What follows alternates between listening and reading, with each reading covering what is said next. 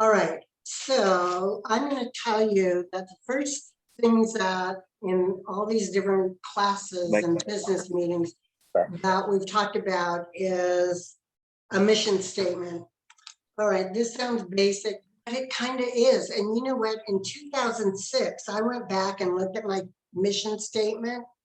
It's still very much a part of what it is that I'm trying to accomplish. The reason you want to have a definition of mission statement for yourself is to tell you what you're trying to do. None of us have exactly the same goals. Some of you as investors are going to have a different sense of what you want to try to accomplish. Some of us as property management people are going to have a different set of goals. Those of us as brokers who are primarily interested in residential, our goals are going to be a little bit different. But I don't know if you know, there is a Champions brochure. I'm flashing it. I used to use this. I would attach my card to it and I would use it as part of my presentations when I was dealing with trying to get a listing. The very first page on it talks about the Champions mission statement. So I'm going to take a moment. Our goal at Champions Real Estate Services is to provide highly qualified and knowledgeable professionals, that's you, who are dedicated to providing a rewarding real estate experience. So mission statements are short, sweet, to the point. They're in the current tense. It's not past tense, it's not future tense, it's right now. This is the Champions one. Wherever when you get something in the mail or somebody sends a card or you see something in media and you're impressed with the quality of it, it doesn't matter if it's real estate or not. What attracted you to that quality? I got a Bernstein partner presentation, a whole booklet. These guys are lenders. It was high quality product. And opening page, their mission statement. I don't know if you can see. There you go, mission statement. You are your own business, so have something that defines who you are and what you want to do. So I would challenge you to try and decide how you want to formulate your own mission statement.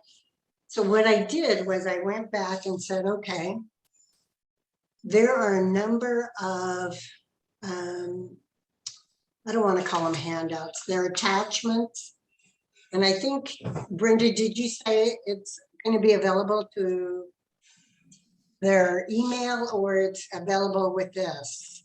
So right now they're all over in the chat.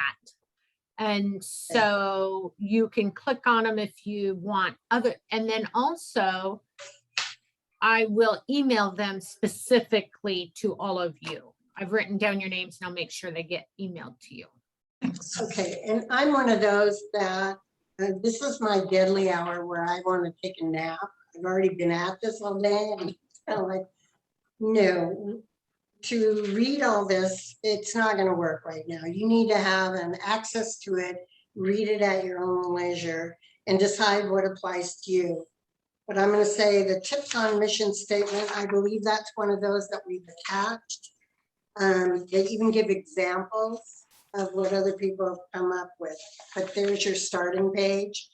It talks about being well-defined, restrictive, complementary with a company statement. They are not tied to time and written in the present tense. And there's some more information here. So that's a starting point, is figure out what works for you. Brenda? Will you make sure I get that one? I do not have that one. Okay, so I'm going to set this aside so you make sure that you have that. Because that's an easy thing. It's not like tax law. You can actually read that and get through it. I want to tell you that, hang on my little, I wrote up a little outline for myself so I could try to keep track of what I wanted to go through.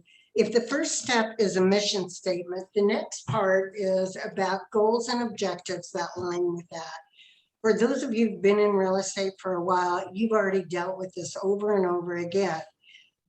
But goals can change. And for example, in the last couple of years, it's dramatically changed because I used to have goals about marketing through ads in the newspaper.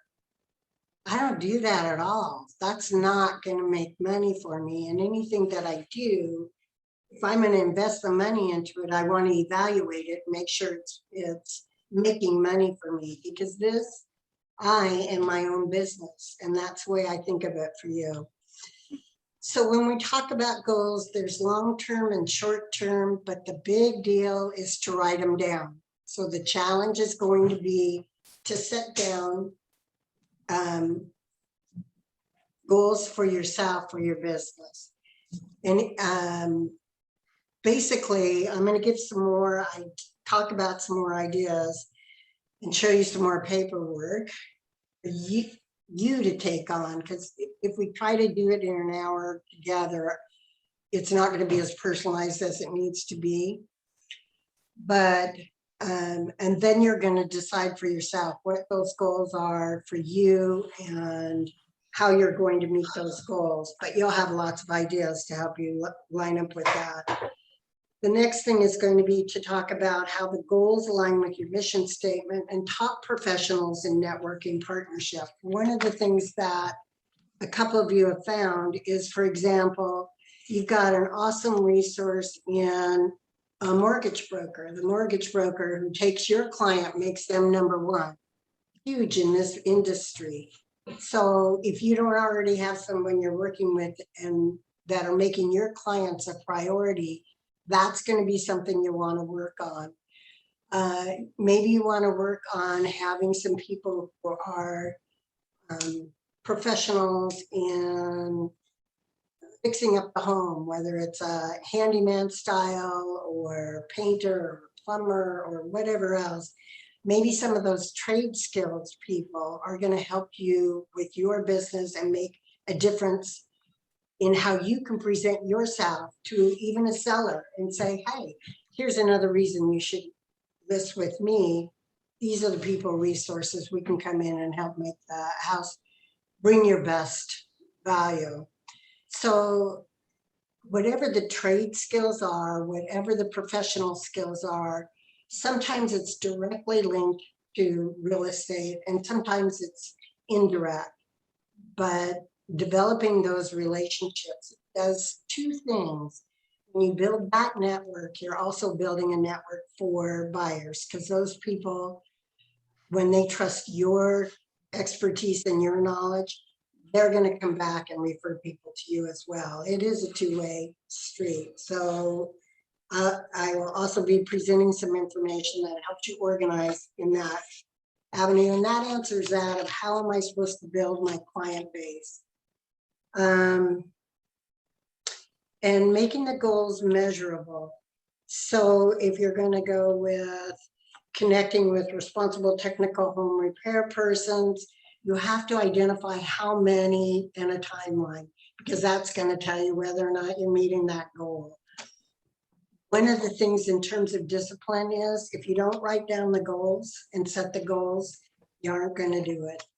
You really aren't. So the idea is write it down and you hold yourself accountable. When people do coaching, they have to report to everybody else.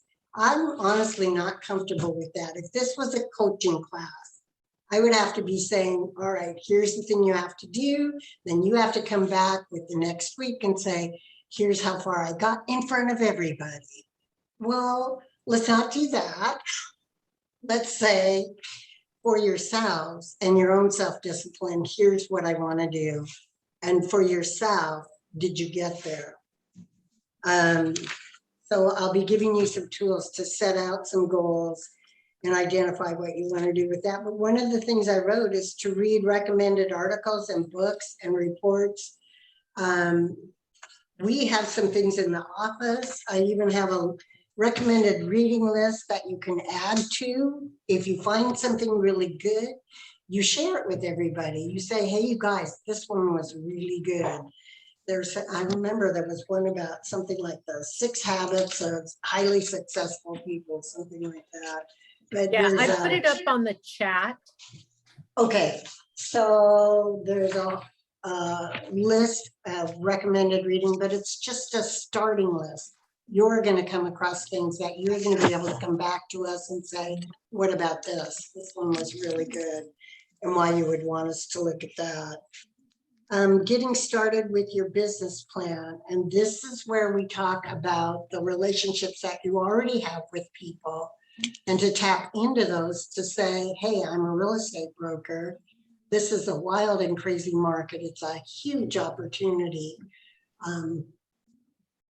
Where are you right now with the value of your home? Maybe you have to help them understand that. Even if it's an introduction of not selling their home, but maybe it's the idea of, hey, do you know the value of your home? Maybe what you need to be looking at is an equity position. So, and taking advantage of lower interest rates, because those interest rates that are already predicted are going to be changing and moving upward. Those interest rates move upward, our buyers become less qualified for the higher amounts that this market is requiring. So there's a term that I keep coming across, and it's urgency. It's that don't wait until next week. It is urgent, get after it right away. And that is the difference, I think, in a success. If you wake up every day with what we'll talk about is the discipline of saying, here's what I have to get done today, you're by far and away going to be more successful. And we'll talk about some of the details of what that looks like. Just so you know, I don't know if you see it on yours. Do you see the yellow hand on Sharif? Oh, Sharice up on, oh, how darling. Okay, so he has a question. That's him saying, hey, listen to me. Okay. So, You've got a question? good question. Brenda, you mentioned that you're putting stuff in the chat, and I don't see that chat. I was wondering, are we looking at Zoom chat or something else? You're on mute. He's looking for the handout materials, the report materials. I have done this twice today, and you guys can't see it? No, we don't see any. At least I don't, and Janice Wall does not. No, we don't see it. Oh, okay. Well, I'm going to have to study Zoom and learn how to do that better. I thought I was going nuts. I see them all. Well, Every what's one of them. nice, Are you sending to everyone? So at the bottom? Yeah, it says me to everyone. Interesting. Okay. so one of the things that we'll do is she's got all your names and we can email you directly. Then you can just click right through the attachments and see what you think and what's going to be useful to you. Roxanne? Oh, so these things that you're talking about, the pieces of paper you're holding up and saying reading list and the other things, how are we supposed to access those? That's what we're discussing right now. How about an email with attachments? Okay. So you will directly get an email and be Okay. able to open the attachment. And I'm going to back up a little bit and tell you some resources. Probably several of you have come across the work of Carla Cross. Anybody? Oh, she's good. She's really good. In like 2006, I took this conference class with her, and I still have materials from her, and I still say, damn, she was right. She said that I'm going to tell you what you need to do to be successful. I will give you the steps, and then 90% of you won't do it. And that's why you have brokers where there's 10% of the brokers who make 90% of the money and 90% of the brokers who make 10% of the money. You guys, I'm pretty disciplined. So she was right. It's still, I had to really push myself to make myself say, okay, I am going to do this. Okay, I'll bring this habit in. So discipline and habits they're not overnight things. It's something you really have to work after. But I think if you break it down to understanding what's going to work for you by understanding who your target market is, you'll be far more successful. So Carla Cross is one of the authors of a lot of materials that you'll see. Many of you will remember when Brian Buffini was the big deal. Do you remember that? You had nods for that one. And he would have conferences all over the country. And there's some very good materials there. One of his was 100 days to, I don't know, like top performer or something like that. And each time he had this set of things that you were to require from yourself to do. But let me give you an example. I remember one of them was hand out 10 business cards, 10 different people, not just 10 business cards. It's not that easy to do. And now it's harder.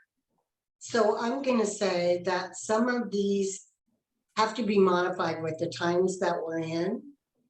But look, with the times that we're in, send out the 10 cards to, this is a day thing. So today, send out 10 cards. Somebody that you know. Hey, I'm in real estate now. This is what's going on for me. What's going on for you? And something really casual, because people respond to that. It doesn't have to be very formal. Or even something funny and fun about yourself. Like, hey, look at my new business cards. Just thought it'd be fun to send it your way. It doesn't have to be a big, huge letter, and it probably shouldn't be. But something that lets them either call or respond or not. If you don't make those contacts, if you don't force yourself to say, today I've got to do, and make it realistic. If it's 5, it's 5. You say 100, it's not going to happen. If you say 10, maybe you'll get 10 done. But that's how you start creating a habit. Okay, so that was Brian Buffini, another really good resource. But the materials that I want to send to you for you to open up and take a look at, those things are coming from those different resources. In terms of identifying relationships, it's family and friends, because that's the easiest and fastest one. I have 9 brothers and sisters. Cool. So that's a lot easier than when you're an only child, right? It's even better than that. My father had 9 brothers and sisters. So we started with family, and that worked out pretty well. But every different kind of association that you might be with, even now, it's kind of tough. But you are doing things online. But you've got a business. You've got a business where you can actually add just a note of, oh my gosh, have you seen what's going on with the market? I'm in real estate now. Yeah. But however you want to introduce that. Jolena, you've got groups that you're newly becoming part to just because you've moved here. So it doesn't, I know I felt shy originally about here's my card, but carry your cards. Do carry your cards, because even if you're not going to force them on people, it's nice to be able to say something about real estate, or somebody else will say something about real estate, and you've got your card ready. Too many times I didn't have it ready, and that's a missed opportunity. And collecting the other card. So for example, this morning before work, I was meeting with some people who are clearing a lot for me. I get their business card. We talk about their work for another builder. All those things are opportunities, and that's what you're training yourself to do, is every time you meet someone, that's an opportunity to grow your own business. Did I give them my card? Oh yeah, I gave them my card. So I want them to respond back to me as well. The network of services, everything from hairdresser, I put down grocery clerk, auto mechanic, home repair, yard maintenance, in your daily life, there's still different parts that you're interacting with other people. And think of it this way, they're curious about you. You be curious about them. So whatever those services are, or how you're linking them up, and that's why whatever other business you're in or investment in real estate, whoever you're speaking with, they're interested in what you have to offer. Be interested in what they have to offer, and that will make the opportunity to discuss, oh yeah, here's my card. If you have any questions, give me a call. Always, you're always available. So you'll have some more paperwork that helps you define that. Business partners, there are a number of people with title and escrow, with your lenders, lots of different people that you work with, the home inspectors, and building and creating a relationship with several people from those fields, because you want to be able to confidently refer, and you want to have your clients be important to them. So that's another resource. Setting up your routine, I think, yeah, Roxanne, I think you and maybe I thought it was Janice too, were looking for information on that. The hardest thing is, is realizing there's hours in the day, and some people actually have those hours accounted for. Now, I don't sit down from 8 to 9, I'm doing this. From 9 to 10, I'm doing this. From 10 to 11, I'm doing this. I typically will plug in my phone to say where I'm supposed to have my meetings.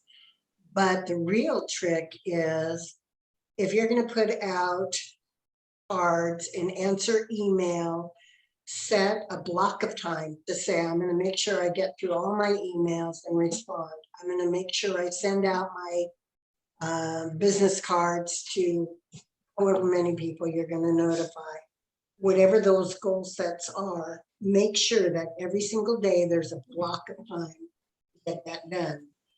If you don't, then all of a sudden your day is gone. Maybe it wasn't spent on real estate, and now it's 8 o'clock at night and you're going, oops, it's a little late. So you set yourself up as a business person to say, between these hours, I'm going to make sure that I get back to people that I maybe have an email or whatever media source there is. Everything from LinkedIn to whatever other programs you're involved with. Some of the things for setting a routine is the time for phone calls. There are people who are very skilled at cold calling. Cold calling is when you don't know the party on the other side. You've elected an area, they call it farming. You selected an area and you're reaching out to say, hey, I'm a broker in your area. Do you have any real estate questions? Can I help you with buying or selling a home? Whatever is that process that you want to set up for yourself. There is a do not call list. And I feel like the brokers, there are brokers who are really skilled at it, and they'll tell you it's a numbers game. They will tell you, if I make 30 calls, I know I get one client from it. I just made that number up, but they will tell you the exact number and what works. I'm not a cold call person, but there are people who are really good at it. In fact, we on Wednesday nights, Brenda, go ahead. I was just going to say that we do have somebody that is excellent at cold calling, and he will meet with you. Now, I'm not sure through the virus, all of this stuff going on, I'm not sure if he's doing it online or if he used to meet in person. So, but if you are interested, you can talk to me and I'll find out from him what he is doing now. All right, so that's almost every one of us are in the game of trying to pull in new clients. I put down open houses because even with COVID, we still have, it's areas, like I'm in a more rural area. So when I do an open house, I really don't expect to see too many people. But when I do an open house down in Montlake Terrace, for example, gosh, we get a lot of people through there. So it depends on what areas you're in, but an open house is again an opportunity. Not all the people going through there are working with a broker already. That's the reason you're doing the open house. Not necessarily because by holding an open house, you're going to sell the house. Over 90% now go online to look at what we have for housing and housing availability. So the open house is really a good opportunity for people who want to meet other people who may be interested in following up with a broker on questions, whether it's about this house or that neighborhood. Used to be more money spent on ads. I'm going to say I even did a lot of online type of ads. If you choose whatever program to do any kind of self-marketing ads, take a look at how much it costs and then make sure you're going to evaluate it. So give yourself a limited time that you're going to do it. And I always said for myself a year.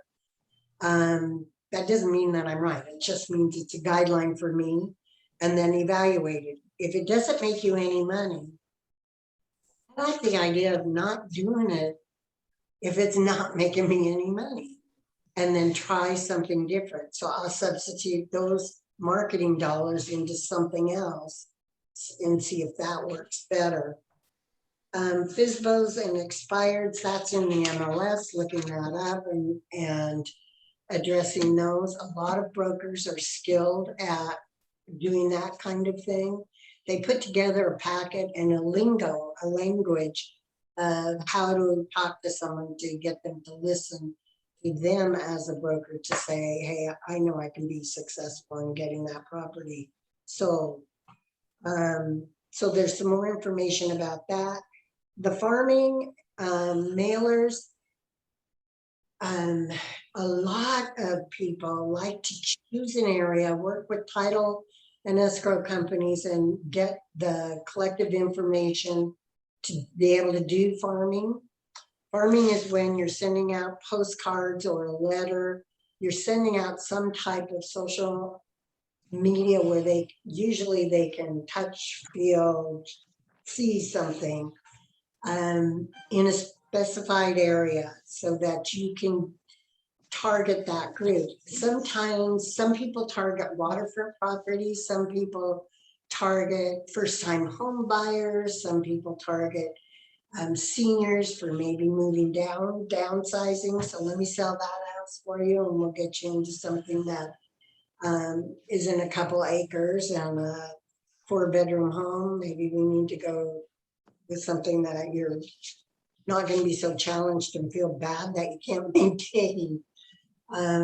There's a lot of us now. When we were younger, we bought the acreage and now we're going, dang, I can't keep up with this. So it's something that's real for a lot of people. That could be, you could develop a packet that suits you on that side of it. And title and escrow will help you put that together. So there's several, all of the companies have it. Every one of them has it. It's just picking someone you want to develop a relationship with who's going to help you get further ahead. You know, the other thing I do is lunch with a business associate, a client, or a prospect.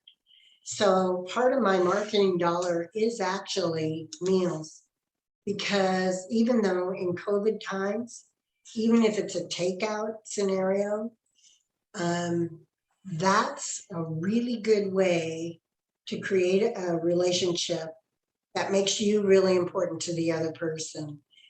And usually if it's a client that I haven't seen in a while, it's a lot of fun, because where I used to feel kind of shy about it, like, oh God, how embarrassing, I haven't talked to you in a couple of years, here I am. it's not bad to be able to say, can I bring you a cup of coffee? Or do you have time for whatever else? I just want to get caught up and say hello.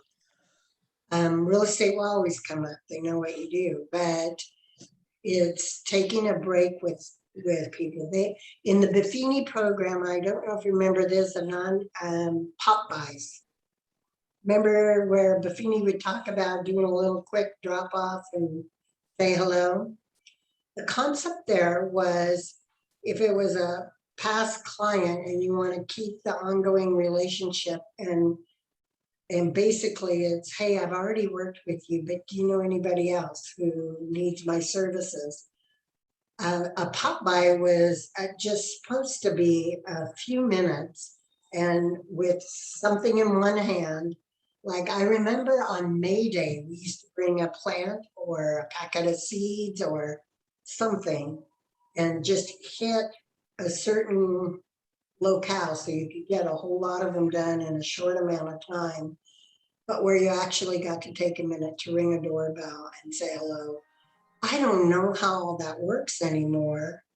But I have to say that at this point, even if we are masked up and even if you're leaving something for them, I think people are really desperate for that communication. I think it's really now more important than it ever has been. So there's a lot that can be done with that. I have a whole file of things that I keep. In fact, I think, Brenda, you said you have a whole list of things that people can do with real inexpensive ways of doing a drop by and leaving something.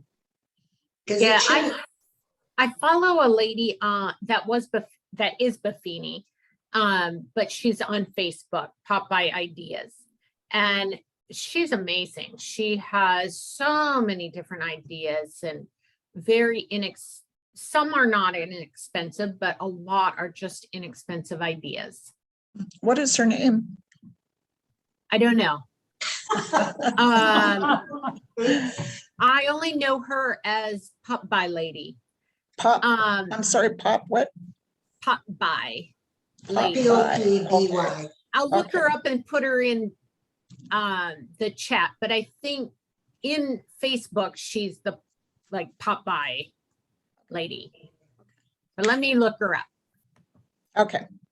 And the more information about farming, and the biggest thing that I think, and farming is something that you can talk to your title and escrow people about.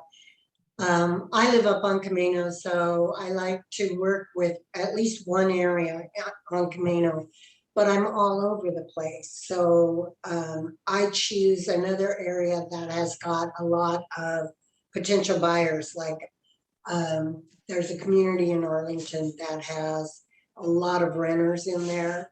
Well, this market is tough to be a buyer, but shoot, I think it's tough to be a renter and pay those rents. Mhm. So that's another huge opportunity, I think, for us to say, look, let's get you qualified with this lender and let's figure out where we can find a good investment for you. One of the things I did, and again, I think Brett, it was your buyer that got to see the advantage of taking a look from month to month. Actually, and I had another one for myself, I could show where the same area, the same little circle of area, the prices went from a 545 to a 570 to a 600 to a 625 within a matter of months. And to me, that's very compelling. It's like, how much does your dollar mean to you? You're still working hard to make your money. Let's get out there and get to work and make it start putting that money back into your pocket. So I know that's what the market has looked like here in the greater Seattle area. And I don't expect it to change much. Our challenge is going to be as the interest rates rise. That will be our challenge to help our buyers still qualify for the very aggressive pricing in what the home seller has. Okay. I have talked nonstop way too much. So now I want to say that one of the things I want to remind you about is grow your sales immediately. Ta-da! That's a class tomorrow, isn't it, Brenda? Wait, Thursday. no, Thursday. That's Thursday at 10 online. Grow your sales immediately. That's through us. So if you can tie into that one, tie into that one. Set a goal for yourself. You talk about discipline. The MLS has got the classes on how to work with all the systems that they have there. Every time I take a class there, and I've been doing this a lot of years, I always learn something out of that. So if you plan your day, so this week I'm going to take this class, next week I'll take this class, and schedule it. They do them on Wednesdays. That's what you know you're going to be doing Wednesday at whatever that block of time is. Title and Escrow has classes all the time, and they're really good, some really good classes. You don't have to pay a lot of money to get yourself educated in this industry, but you lose a lot of money if you're not educated in this industry. Well, I'm going to encourage you, when you go to set your goals, set an educational goal. Decide I'm going to take XYZ amount of time for classes. That's going to be one of the things that you can do for yourself. Okay, now I have to put these back on. Can I ask you something? Yeah. Eileen, so this, just so that everybody knows, we covered a lot. And we will be expounding on these subjects as we go. I don't want you to think, oh, you had to write everything down and learn everything today. Eileen did a really good job of prepping us for weeks ahead. It's just an Except for overview. your goals and stuff.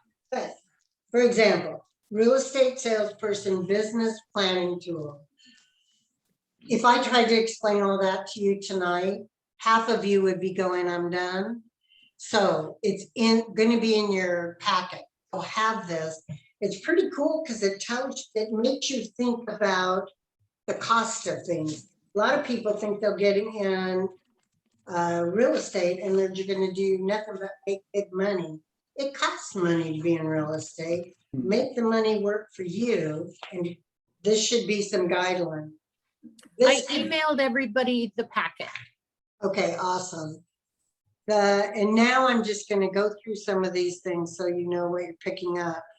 Analysis, your business strengths and challenges, we're all different. There's a number of these things that are really good for helping you get refocused on yourself.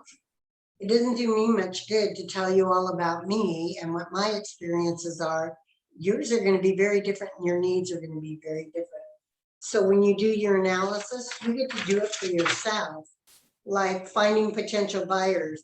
Am I excellent, fair, very good, or needs improvements? Well, maybe for some of you, it's needs improvements. Qualifying sellers, maybe for some of you, you're excellent. Negotiating the earnest money agreement, maybe for some of you, you're fair and you could do better. So some of these are tools to make you think about, oh yeah, what about that? And where can I set some goals for myself? Remember, you're going to have all this in a back to relook at. I don't like normally a negative approach on things, but gosh, look at the checklist for agent planning mistakes. You guys, it's awesome. It says things like yearly goals only. That's only a small part of a plan. That would be a mistake. Do more than the yearly goal. No relationship to daily or weekly activities, monthly or yearly goals. So when you put down what your goals are, make sure that it's all lining up for where you want to be. No budget attached. There's I really encourage you, open that one up, the agent planning mistakes.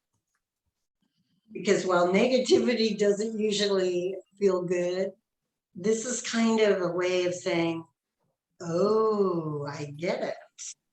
That one's really good. I kind of liked it. We'll cover more information about a marketing plan and how to lay out a marketing plan and how to lay out a budget for a marketing plan, but you'll also have some tools in there. The biggest thing I think for most of us is going to be a systems review. What system do you have in place to keep track of your clients?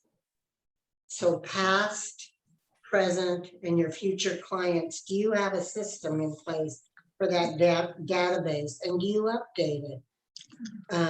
If somebody has changed a phone number, changed an address, changed an email, how you get a hold of them. Contact management software, lead generations. These are all, when they're talking about these things, they're talking about systems. So identify what you have in place and what you need. I will say this, just for example, on the people systems of lead generation. I actually go through the MLS of my contacts and I keep that current and update that. I don't pay extra for a program. I go right into the MLS and then I update it, and there's a section down there for notes. And I put a note, if I send out a Christmas card, I put a note for each contact with them.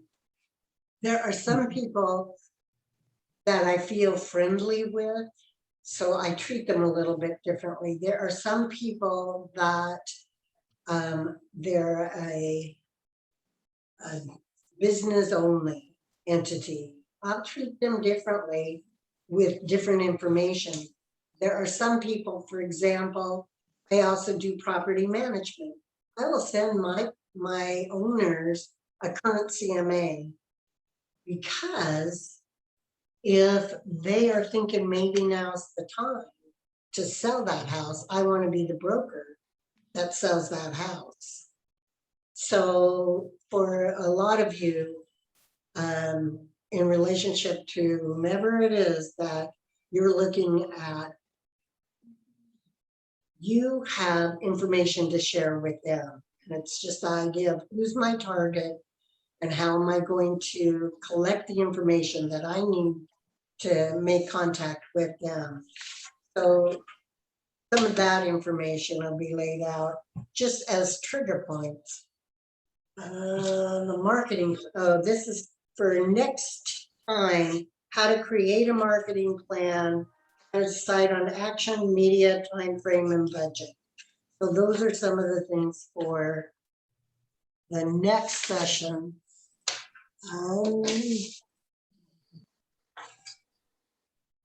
You will have information in there, I believe, about your life mission, your life goals. Actually, I don't think I put in for your life, because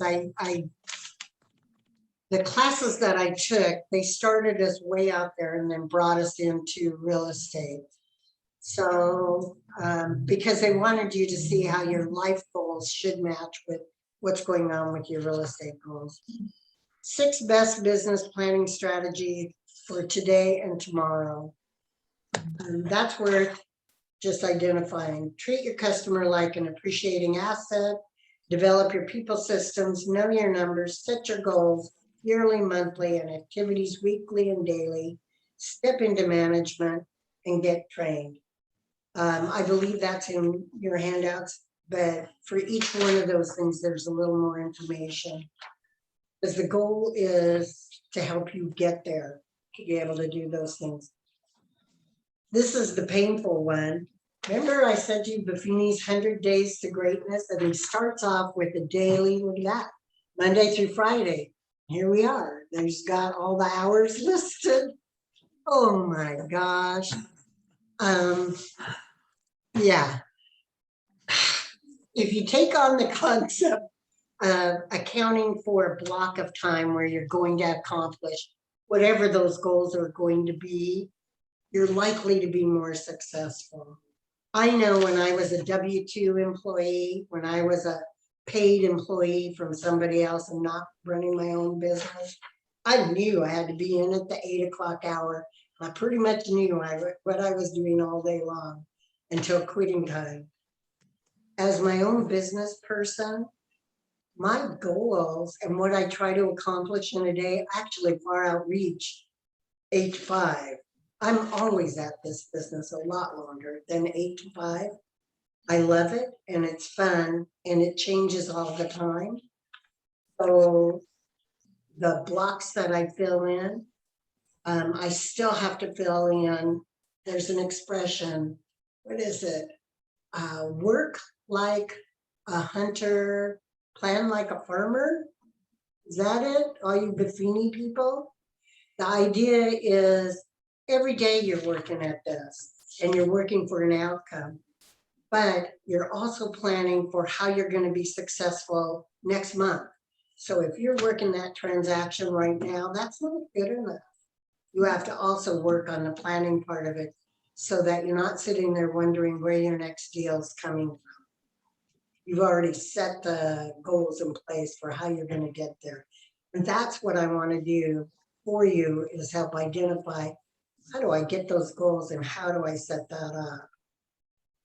I recognize it's different for each of us, but we'll have some important pieces available for you to do on your own.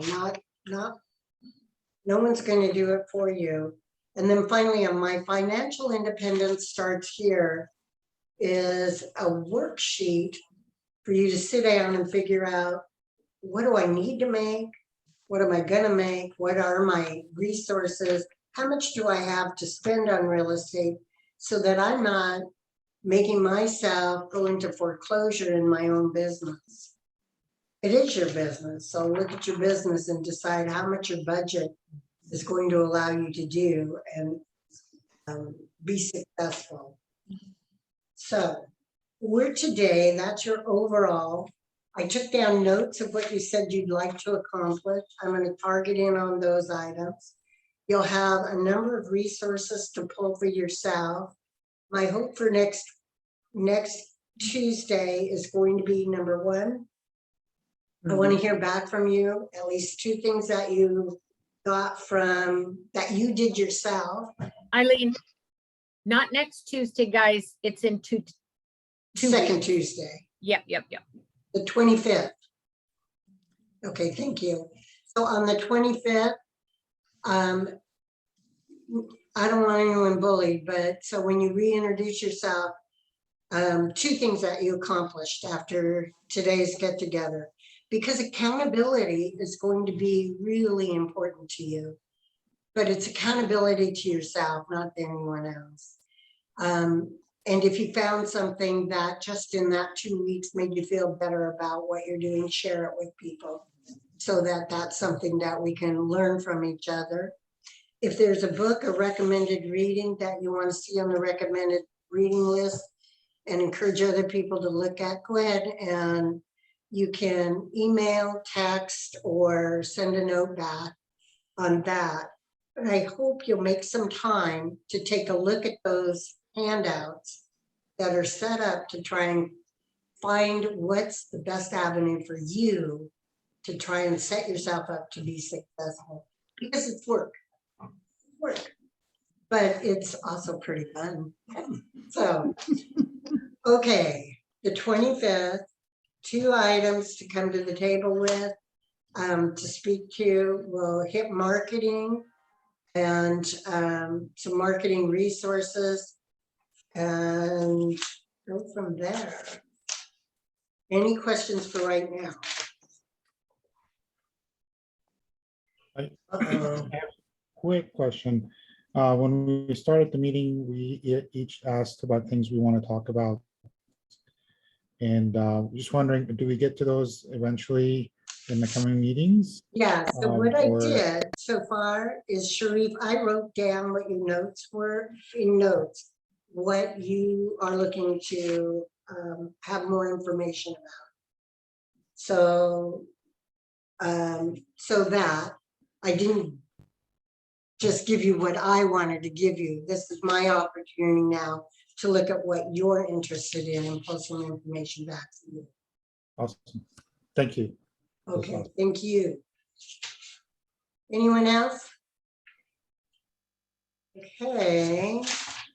So I have some work to do for the 25th. I hope that you have some things to look forward to. Again, if you have any questions, don't wait for the 25th either. You can always pick up the phone and call, text, or email. Thank you, Eileen. All right, thank you. Thank you, Eileen. And thank you, Brenda, Bye. for setting up. Bye, guys. Bye. Thanks so Bye. much. Bye. Bye, everyone. Bye-bye. Bye-bye. I'm gonna wait. There they go.